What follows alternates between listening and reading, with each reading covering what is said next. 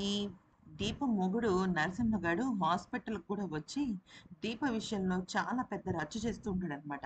అంటే ఏమంటుంటాడంటే, దీప నా కూతురు నాది. నాకు పుట్టిందా లేదా చెప్పు. నాకు పుట్టిందా లేదా చెప్పు. టైం అయిపోతుంది." అది ఇది అంటుంటాడు.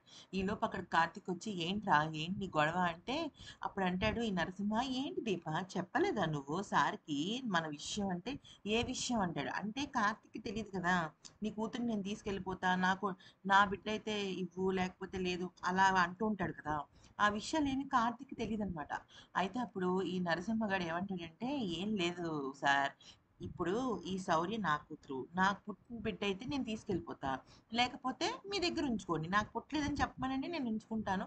అంటే అప్పుడు దీప ఏం మాట్లాడదనమాట. ఓకే. అయితే నాకు పుట్టిన బిడ్డే కదా! అని చెప్పేసి నరసింహ తీసుకెళ్ళడానికి ఎళ్తుంటే ఇక ఆవేశపడిపోతుంటాడనమాట కార్తీక్. "ఏయ్ ఆగరా! నువ్వు నువ్వు శౌర్య జోలికి వెళ్ళకురా" అని అరుస్తుంటే, "నేనెళ్తాను సార్. నా కూతురు నేను తెచ్చుకుంటా" అంటే అప్పుడు కార్తీక్ అంటాడు, "ఒరేయ్ పిల్ల వణికిపోతుందిరా నిన్ను చూసి. ఆ వణుకులో ఏదైనా అయిందంటే శౌర్య ప్రాణాలు నాకు దక్కవురా. నువ్వు వెళ్ళకురా" అని బీపీ ఉంటుంటుందన్నమాట కార్తీక్‌కి. ఎందుకంటే శౌర్య మళ్ళీ వీడిని చూస్తే చిన్న పిల్ల కదా! పసిపిల్ల. ఏదన్నా ఫిట్స్ వచ్చి కోమాలోకెళ్ళిపోతే ఎవరు బాధ్యులు? అప్పటికి దీప వారిస్తూనే ఉంటుంది. అంత కార్తీక్ వెనక్కి తోసినా కూడా అంటే మగవాళ్ళకి కొంచెం బలం ఉంటది కదా! అయినా కూడా వినట్ల. అయితే నాకు పుట్టిన బిడ్డ నేనెందుకు తీసుకెళ్ళకూడదు? అది ఇది అంటుంటే, "నీకు పుట్టిన బిడ్డ కాదు" అని గట్టిగా అరుస్తాడనమాట. అరవంగానే దీప షాకు, అందరూ షాక్ అయిపోతారు. "నీకు పుట్టిన బిడ్డ కాదురా! శౌర్య నా కన్న కూతురు" అంటాడు. అనంగానే ఇంకసలు మైండ్ బ్లాక్ అనమాట. అయితే ఇదంతా వెనక నుంచి జ్యోత్స్న వింటూ ఉంటుంది.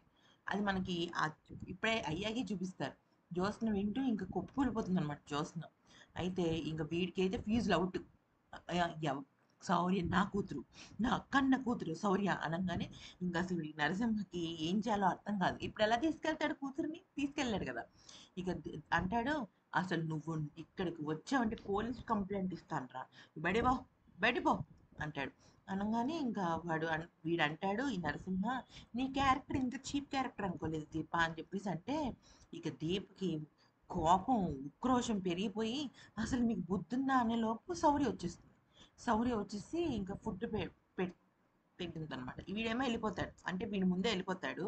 ఇక కానీ ఇక్కడ కార్తీక్ విషయంలో ఎక్కడ న్యాయం ఉందంటే, వాడేమో ఆగట్లేదు నరసింహ. శౌర్య ఏమో లోపల ఉడికిపోతుంది. అదా హాస్పిటల్. ఏం చేస్తాడు అంతకన్నా? సో, నిజంగా కార్తీక్ చేసిన పని బెస్ట్. మీకు నచ్చిందా లేదా కింద కామెంట్ సెక్షన్‌లో చెప్పండి. కానీ దేవకి నచ్చల. దేవ ఏంటంటే క్యారెక్టర్, క్యారెక్టర్ అంటుంది. ఈలోపు జ్యోత్స్న ఏడ్చుకుంటూ వెళ్ళిపోయి కార్‌లో అంటుంది, "ఏంటి బావ ఇంత అన్యాయం చేసావు నాకు" అని చెప్పేసి ఏడుస్తుందనమాట. "నువ్వు ఇలా అనకూడదు కదా బావ" అంటూ ఏడుస్తుంటే, ఈలోపు ఒక కత్తి పట్టుకొని దీప కార్తీక్ మీదకే ఉసిగొల్పుతుందనమాట చంపేయడానికి. "ఏంట్రా?